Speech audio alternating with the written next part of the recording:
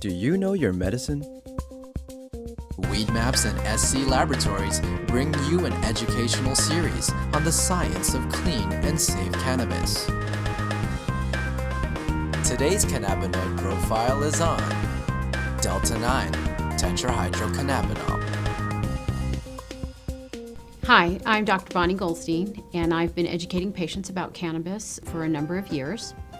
And today I'm going to talk a little bit about Delta-9 tetrahydrocannabinol. It's the most prominent compound found in the cannabis plant. It was discovered in 1964 by researchers in Israel. Cannabis has been used for many, many years, thousands of years, but nobody knew exactly what was in it. In fact, that same group continues to do research on cannabis to this day. THC starts out in the plant as geranyl phosphate and aliphtolic acid. Through an enzyme-catalyzed reaction, the geranyl phosphate and the aliphtolic acid are catalyzed to cannabigerolic acid, or CBGA. The CBGA is the precursor to several of the cannabinoids. To make THC, we go through the pathway catalyzed by another enzyme called THC synthase.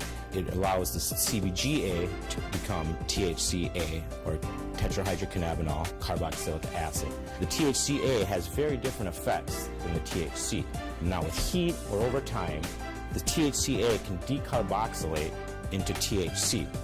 This carboxylic acid renders this compound virtually non-psychoactive. And what's interesting about THC, or Delta-9 THC, is that it has so many different effects on humans. And in about the 1990s or so, it was found that humans have cannabinoid receptors, and there have been two identified, CB1 and CB2. And THC binds to these receptors, causing a change in the function of the cell where it's binding. So what are some of the effects or changes that we see with THC? THC is well known to turn off nausea. It turns off the vomiting.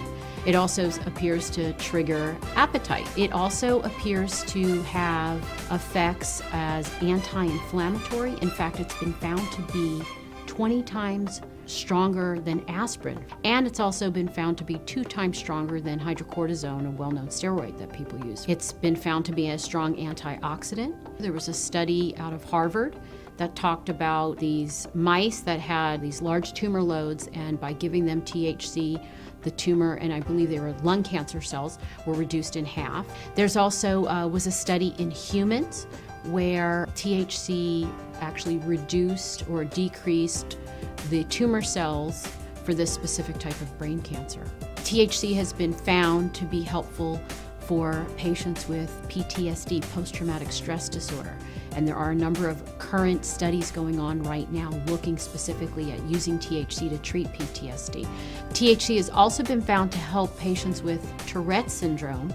And Tourette's is very difficult to treat overall because the medications that can help often have very significant side effects, especially in young people.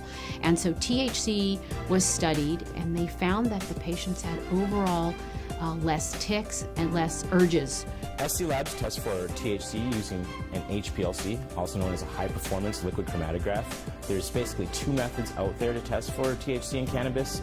Some people use an HPLC, other people use a GC. The problem with the GC, or gas chromatograph, is that the process actually heats the cannabis up and measures it based on the boiling point of the different constituents in the resin. Picture trying to weigh a piece of paper by setting it on fire and placing it on a scale. Problem with that is you're going to lose some of your sensitivity because the paper is changing as you're actually trying to measure it. So that's why we choose to use HPLC to test for THC and all the other cannabinoids. No one has ever overdosed on THC, and the reason being is that you do not have these receptors, the CB1 and CB2 receptors, located anywhere in the brainstem.